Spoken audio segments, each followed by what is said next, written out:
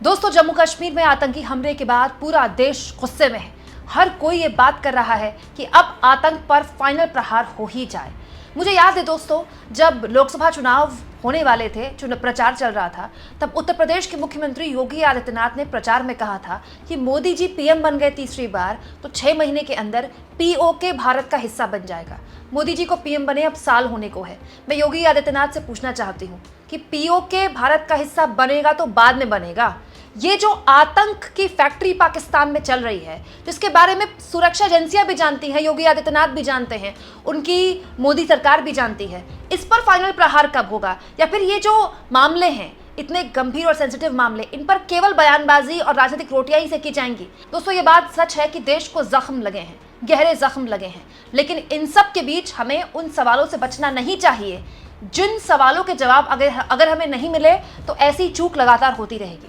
और वो सवाल ये है कि आखिर एक ऐसी जगह में आतंकवादी कैसे घुस गए जहां पर 2000 की संख्या के आसपास टूरिस्ट थे, और इतनी बड़ी तादाद में वहां टूरिस्ट होने के बावजूद भी वहां कोई भी पुलिस अधिकारी जम्मू कश्मीर का या फिर सेना का कोई अधिकारी मौजूद नहीं था। कांग्रेस पार्टी ने आज दोस्तों सीडब्ल्यूसी की मीटिंग की है। कांग्रेस वर्किंग कमेटी की आज बेहद महत्वपूर्ण बैठक हुई।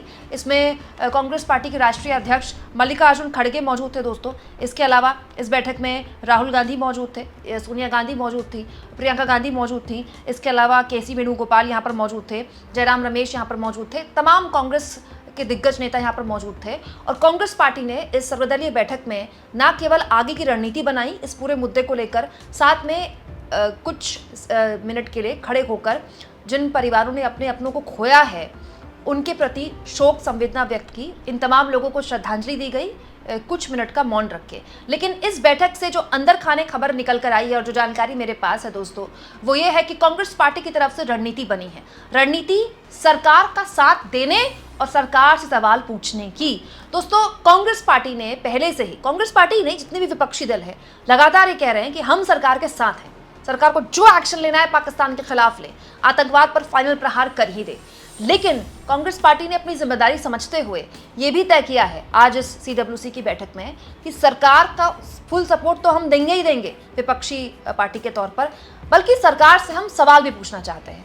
इस बैठक में तय हुआ दोस्तों कि जो ऑल पार्टी मीटिंग है, शाम को 6 बजे का वक्त निर्धारित किया गया है। पहले ये वक्त था सुबह 10:30 बजे के आसपास, शाम को 6 बजे का वक्त है। और इस 6 बजे की जो ऑल पार्टी मीटिंग होने वाली है, इसमें मल्लिकार्जुन खड़गे भी मौजूद होंगे और राहुल गांधी भी मौजूद होंगे। जब मल्लिकार्जुन खड़गे से रिपोर्टर्स ने बात की और कहा कि प्रधानमंत्री नरेंद्र मोदी इस बैठक में नहीं आने वाले हैं, तो आप जाएंगे? तो भी मल्लिकार्जुन खड़गे ने कहा हाँ, हम जाएंगे और पूरी तैयारी के साथ जाएंगे। जानकारी ये मिली है दोस्तों अंदर मीटिंग से कि राहुल गांधी और मल्लिकार्जुन खड़गे ने ये डिसाइड किया है, कांग्रेस पार्टी ने ये डिसाइड किया है कि सरकार से वो सवाल पूछे जाएंगे जिनके जवाब इस सरकार को देने होंगे। और वो सवाल है दोस्तों सुरक्षा में चूक का सवाल। इस सवाल का जवाब सरकार को देना पड़ेगा कि एक ऐसी जगह जहां पर सड़क से आप पहुंच नहीं सकते, आपको खच्चर में या घोड़े में बैठकर ही पहुंचा जा सकता है, एक ऐसी जगह जहां पर सीजन के दिनों में 3-3, 4-4 हज़ार सैलानी होते हैं, एक ऐसी जगह जहां पर इतनी बड़ी तादाद में टूरिस्ट पहुंचे हुए थे, वहां कोई पुलिस अधिकारी क्यों नहीं था, वहां कोई सेना अधिकारी क्यों नहीं था? दूसरा, इंटेल की कहाँ चूक हुई?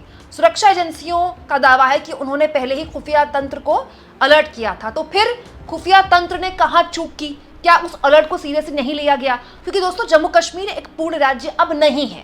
जम्मू कश्मीर की पुलिस अमित शाह को रिपोर्ट करती है।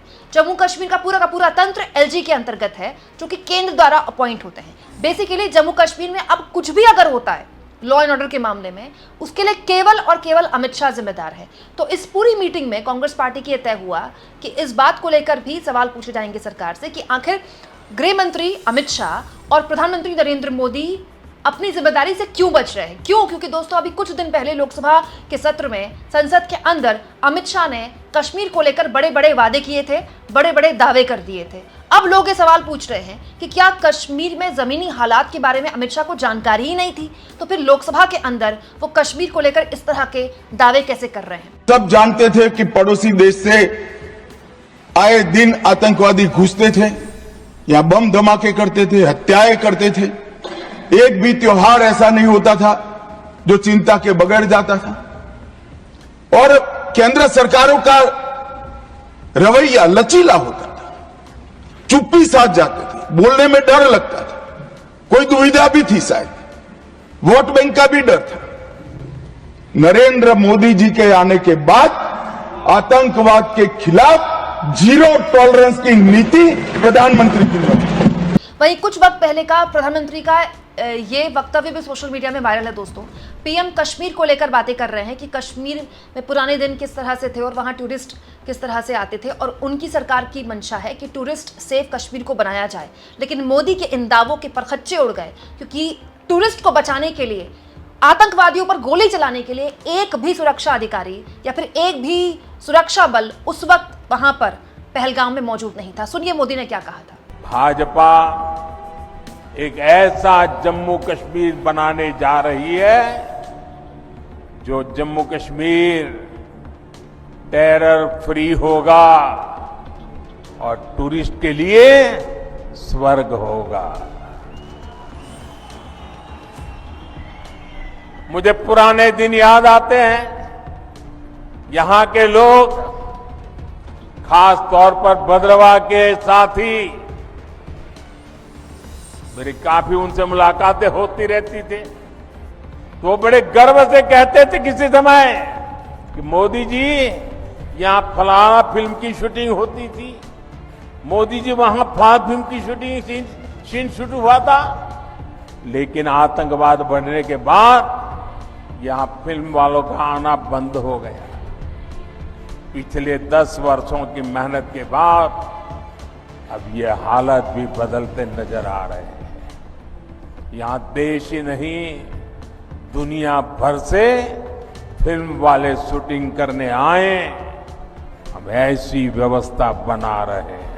दोस्तों, इसके अलावा एक और महत्वपूर्ण जानकारी निकल कर आई है, और वो ये है कि जम्मू कश्मीर के मुख्यमंत्री उमर अब्दुल्ला भी सामने आए। उन्होंने कहा है कि जो भी सख्त एक्शन केंद्र की सरकार ले रही है उस पर तो खैर ऑफ कोर्स उनका सपोर्ट है ही, लेकिन एक बहुत ही इंपॉर्टेंट बात है दोस्तों, देश भर के अलग अलग हिस्सों में कश्मीरी छात्रों पर हमले की खबरें आ रही हैं।